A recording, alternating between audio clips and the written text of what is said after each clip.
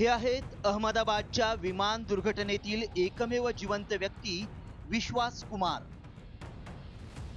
याच विमान अपघातात 241 सहप्रवाशांसह 19 विद्यार्थ्यांचाही मृत्यू झाला।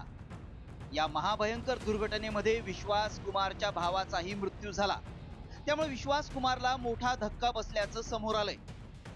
ब्रिटनमधून संपर्क साधणाऱ्या नातेवाईकांशी फोनवर बोलत नाही, झोपेतच अचानक उठून बसतो। विमान प्रवासाची भीती वाटत असल्यानं लंडनला जाण्यास नकार दिलाय। डोळे सताड उघडे ठेवून छताकडे पाहत बसतो। अहमदाबादमध्ये बोईंग 787 ड्रीमलाइनर विमान टेक ऑफच्या अवघ्या 30 सेकंदात कोसळलं। या भीषण दुर्घटनेत 250 प्रवाशांचा मृत्यू झाला।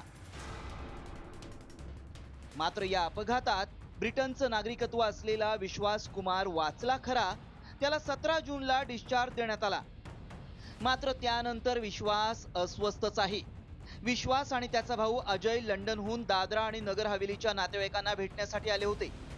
मात्र परत जाताना झालेल्या अपघातानं विश्वास कुमार रमेश घाबरून गेलाय।